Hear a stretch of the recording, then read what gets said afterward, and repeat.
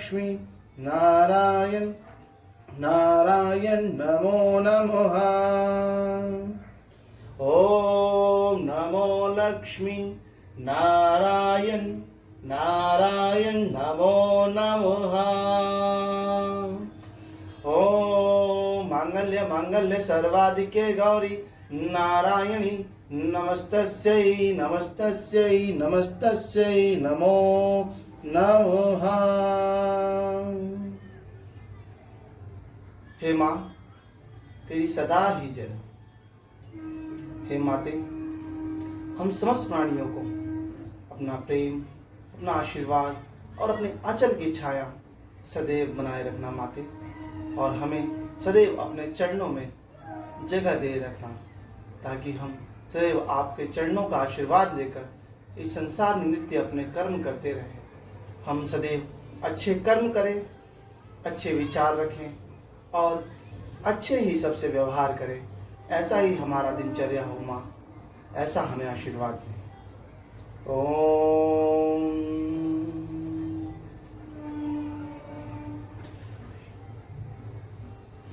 तो दोस्तों, आज दिल की बात दिल से मैं राजू कुमार, आपका दोस्त, नवरात्रे के इस शुभ अवसर पर आज दूसरे दिन मैं आप सभी का स्वागत करता हूं। आज माँ दुर्गा के दूसरे रूप यानी कि चंद्रघंटा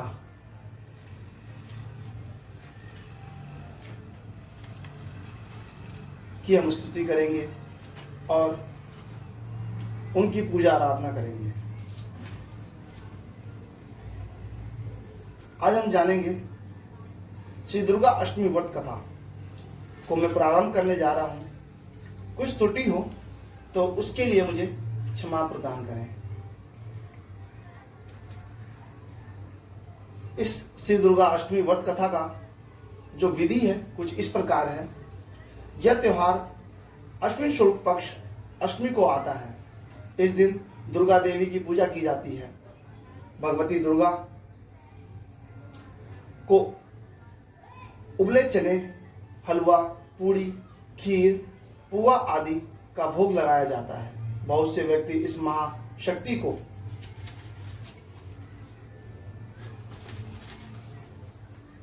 प्रसन्न करने के लिए हवन आदि भी करते हैं। जहां शक्ति को अधिक मान्यता दी जाती है वहां बहुत बड़ा उत्सव मनाया जाता है। इस दिन कन्या लंगूरा जिमावे देवी जी को जोत करें। कथा इस प्रकार है। हिंदुओं के प्राचीन शास्त्रों के अनुसार दुर्गा देवी 9 रूपों में प्रकट हुई हैं। उन सब रूपों की पृथक पृथक कथा इस प्रकार है। सबसे पहले हम महाकाली की कथा सुनाएंगे। माँ दुर्गा आप सभी पर अपनी कृपा दृष्टि बनाए रखें, आप सभी पर अपना आशीर्वाद बनाए रखें, ऐसी ही मेरी मनोकामना है। बोलो अम्बे माते की।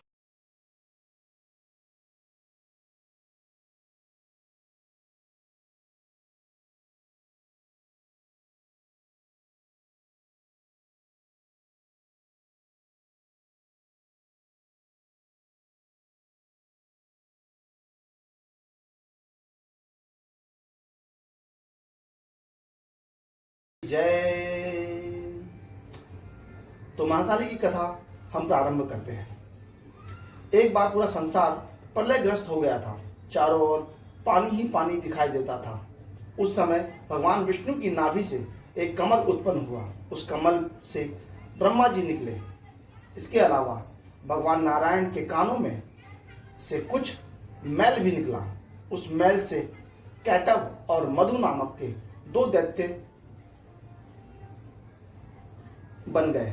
जब उन दैत्यों ने चारों ओर देखा तो ब्रह्मा जी के अलावा उन्हें कुछ भी नहीं दिखाई दिया। ब्रह्मा जी को देखकर दैत्य उनको मारने दौड़े।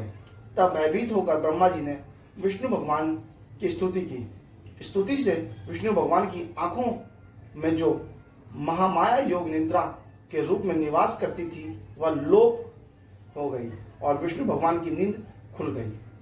उनके जागते ही वे दोनों दैत्य भगवान विष्णु से लड़ने लगे। इस प्रकार 5000 वर्ष तक युद्ध चलता रहा।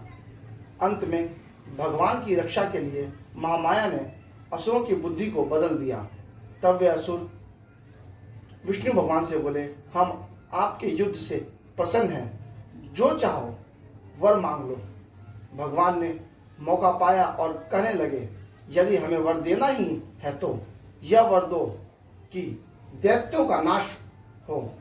दैत्यों ने कहा, ऐसा ही होगा। ऐसा कहते ही महाबली दैत्यों का नाश हो गया। जिनसे असुरों की बुद्धि को बदला था वह महाकाली थी। बोलो काली माँ की जय। बोलो अम्बे मात तेरी सदा ही जय।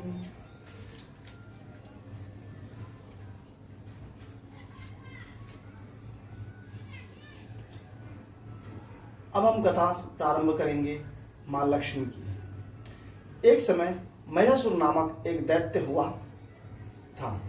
उसने समस्त राजाओं को हराकर पृथ्वी और पाताल पर अपना अधिकार जमा लिया।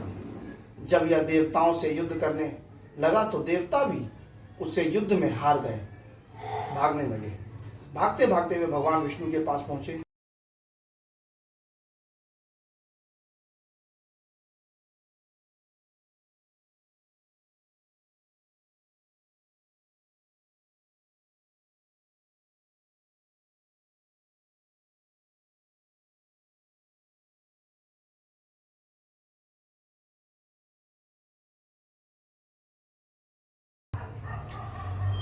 वक्रतुंड महाकाय सूर्यकोटि समप्रभा निर्विघ्नं गुरुदेव मेव सर्वकार्येषु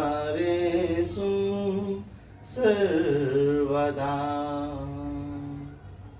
ओम मंगलम भगवान विष्णु मंगलम गरुड़ध्वजा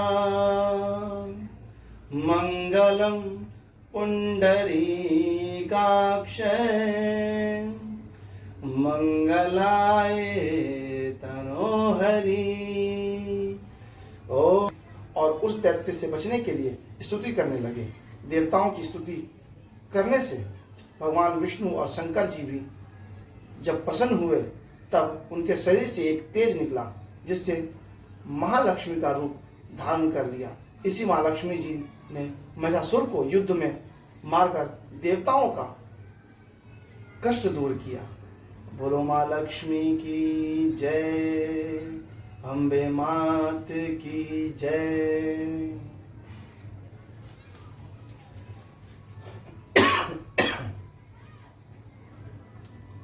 इसका